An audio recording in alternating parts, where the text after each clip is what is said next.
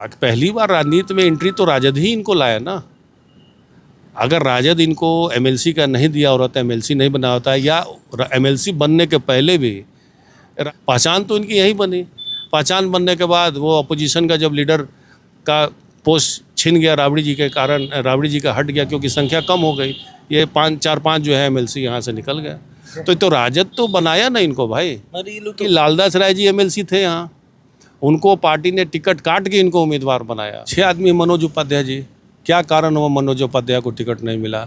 अगर सेठ जी विधायक बन ही गए, सेठ जी बहुत बड़े व्यापारी है, बड़े आदमी है, पैसा की कोई कमी नहीं है, नाम ही सेठ है उनका, जब वो बन ही गए तो क्या ज़रूरत था इनके परिवार को बेटा को देने का? उपाध्याय जी बहुत दिनों से लगे हुए थे, पूरे पंचायत में घूम। आज महागठबंधन की बैठक थी एमएलसी चुनाव को लेकर के, बिहियां भी शामिल हुए और शाहपुर में भी शामिल हुए। क्या लग रहा है इस बार जो मतलब 2 टर्म से आरजेडी मतलब राधाचरण सेठ जीत रहे थे, उसके बाद उनके लड़के खड़े हैं, उनको पटखनी आप लोग दे दीजिएगा? अब देखिए तो काउंटिंग के बाद पता चलेगा, लेकिन एक निराशा त्रिस्तरीय पंचायत के लोग जो जीते उनमें निराशा है। मुखिया अपना काम स्वयं भी जो मुखिया जो जीते हैं वो नहीं कर पा रहे हैं।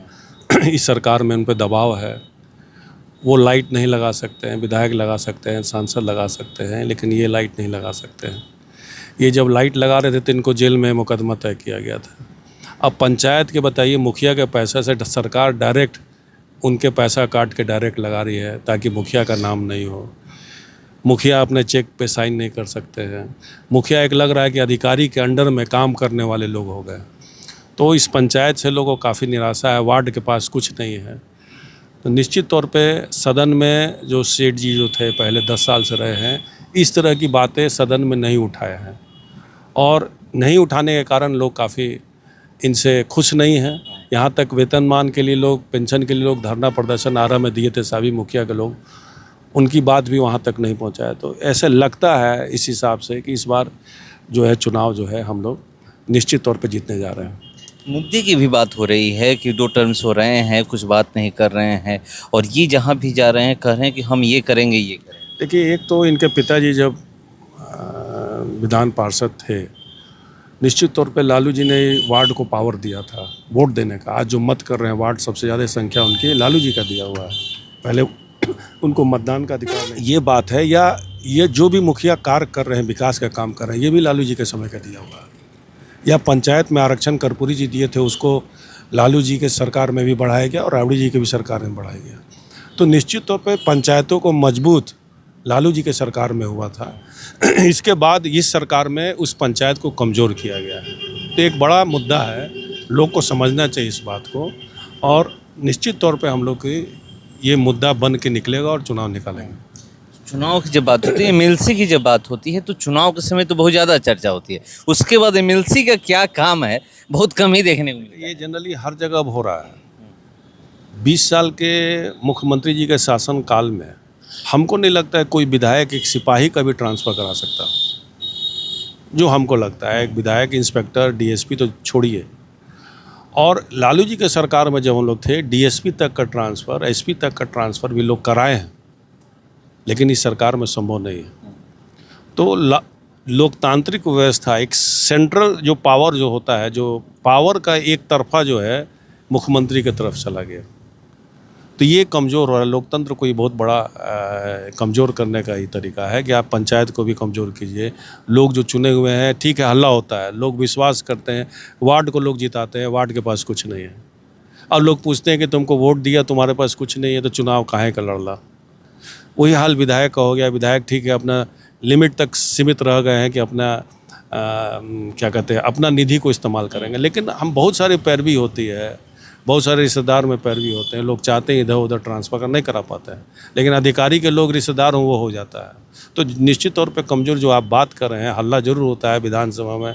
धीरे धीरे एक्चुअल में समझ में जब आता है, जब सदन में जाते हैं, तब समझ में आता है कि अरे ये तो है, ये जो कब्जा है सिर्फ पद पे हम रह गए, लेकिन जितने अधिकतर पावर जो है वो अधिकारियों के पास है। तो ये काफ़ी निराशा होती है जान के। मन से आप एक बात और बोले कि ये जो लोग नेता बने हैं, या तो जेपी आंदोलन से बने हैं या फिर लालू जी के रीजन में बने हैं, ये लोग ऐसे ही जो घूम रहे हैं, मतलब बन चुके हैं। हैं। बिल्कुल, जेपी आंदोलन में 74 का आंदोलन हो जब भी हुआ तो उसमें लोग नेता जेल गए, नेता निकले। उसके बाद नेता के उपज हुई 90 में लालू जी की सरकार में, जो अपनी क्षेत्रीय पार्टी जो बनना देश में शुरू हुआ, उसमें लालू जी एक क्षेत्रीय पार्टी बनकर, जितने भी आप नीतीश कुमार जी हों या जितने भी आप बड़े बड़े लीडर्स को आप देखते होंगे, सब उन्हीं से निकले हुए हैं। जो ऊर्जा मंत्री अभी डिप्टी सीएम है, उन्हीं के मंत्रालय में थे। अगर लालू जी इन लोग को बढ़ाए नहीं होते, आज कुशवाहा के नेता कैसे बनते हैं, आज पासवान के नेता कैसे बनते हैं, आज जो समझौता करके मांझी जी जो हैं उनको नहीं बढ़ाए रहते। कि बढ़ाने का मतलब क्या होता है? मंत्री का पोस्ट, पावर का पोस्ट अगर इन लोगों को नहीं दिए होते तो इन लोगों की पहचान कैसे बनती? इन लोगों की पहचान लालू जी के बनाए हैं उसमें और लालू जी को गाली देने में, दो ही है। या इन लोगों को समाज को ऊपर पहुंचाया, जो बड़े नेता हो गए पार्टी छोड़ के अब दूसरे पार्टी में जाके वहाँ सेट हुए। एक वो नेता हो गए और दूसरा नेता लालू जी को जितना से जितना गाली दे सके उसके बाद नेता। यही कारण है, दूसरा कोई कारण नहीं। नेता नहीं बन रहे हैं लोग। कहाँ बन रहे हैं लोग? कोई नहीं बन रहा है लोग। राधाचरण सेठ है, वो कह रहे हैं कि एनडीए जो है विधानसभा चुनाव में सभी सीटों पे जीती है। कैसे कैसे वो ब्रह्मपुर जो है इन लोग का हाथ लग गया है। ठीक है, तो बात सही कर रहे हैं कि 10,000 रुपया तो फैक्टर है ना। आप मेहनत कर रहे हैं, आप खट रहे हैं और सरकार डायरेक्ट अकाउंट में पैसा दे रही है। 10-10 हज़ार, एक परिवार को 5-5, 6-6 हज़ार क्यों पैसा दिया गया? आखिर उसका रिजल्ट क्या है? आप पैसा खजाना को बांट दिया, आज पैसे की कमी आई, किसी ठेकेदार को पैसा नहीं मिल रहा है, पेंशन नहीं मिल रहा है। तो आप जब हम मेहनत कर रहे हैं, ग्राउंड वर्क में काम कर रहे हैं, चुनाव आ रहा है, पैसा दे रहे हैं। वोट का संख्या हम तो पिछले वर्ष से 10,000 ज़्यादा वोट लेके आए हैं, लेकिन आप 10,000 आप खजाना ही खोल दीजिएगा चुनाव में और पैसा आएगा और आगे वादा कर रहे हैं कि आगे और हम पैसा देंगे, तो कहाँ से लोग टिक पाएंगे? गरीब जनता है, 10,000 जिनको मिला है वो 10 लाख के बराबर उनके लिए है। तो ये पूरे पैसे बांट के वो सरकार फैक्टर है। बिल्कुल फैक्टर है, नहीं तो जीतते नहीं है। कहाँ से जीतते?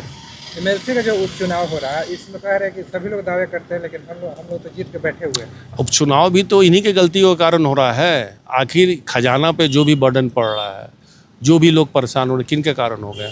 इनको चुनाव नहीं लड़ना चाहिए था। ये अपना बेटा को लड़ाते विधानसभा, बेटा को विधानसभा जीत जाते तो ये चुनाव नहीं होता। तो आज जो बर्डन पड़ा है, आज जो चुनाव में सरकारी खजाना का कुछ भी तो पैसा खर्च होगा कि नहीं होगा, तो इन्हीं के कारण से हुआ है ना। ये वहाँ चुनाव लड़ गए और पहली बार राजनीति में एंट्री तो राजद ही इनको लाया ना। अगर राजद इनको एमएलसी का नहीं दिया होता, एमएलसी नहीं बना होता, या एमएलसी बनने के पहले भी राजद में ही थे, कोषाध्यक्ष थे, सब कुछ थे, पहचान तो इनकी यही बनी।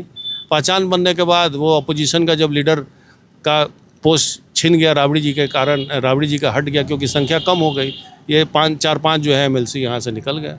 तो राजद तो बनाया ना इनको भाई। अरे ये लोग तो कह रहे हैं, जबकि लालदास राय जी एमएलसी थे यहाँ, उनको पार्टी ने टिकट काट के इनको उम्मीदवार बनाया और ये चुनाव जीत जाने के बाद जो है पलट गया। जदयू के राज्य के जो बिहार राज्य के सेक्रेटरी मनोज उपाध्याय निर्दलीय चुनाव लड़ रहे हैं, अब त्रिकोणीय मुकाबला हो गया। ऐसे में क्या लग रहा है, कितना फायदा आप लोगों को मिलेगा? आप अच्छे आदमी मनोज उपाध्याय जी, क्या कारण हुआ मनोज उपाध्याय को टिकट नहीं मिला? अगर सेठ जी विधायक बन ही गए, सेठ जी बहुत बड़े व्यापारी है, बड़े आदमी है, पैसा की कोई कमी नहीं है, नाम ही सेठ है उनका, जब वो बन ही गए तो क्या ज़रूरत था इनके परिवार को बेटा को देने का? उपाध्याय जी बहुत दिनों से लगे हुए थे, पूरे पंचायत में घूम रहे थे, वार्ड, उनको विश्वास था कि हमको टिकट मिलेगा, ऐन वक्त पे उनको टिकट काटा गया। क्या इनके साथ तो जदयू धोखा किया है? इस चुनाव में आप लोगों को फायदा मिलेगा? फायदा नफा काउंटिंग के बाद पता चलेगा। लेकिन जो उपाध्याय जी जो चुनाव लड़ रहे हैं उनका तो यही कहना है कि हम सेवा किए, सत्कार किया, मेरा समय आया तो मेरा लोग भूल गए, हमको भूल गए। सभी लोग को पार्टी में सेठी लोग को पसंद है।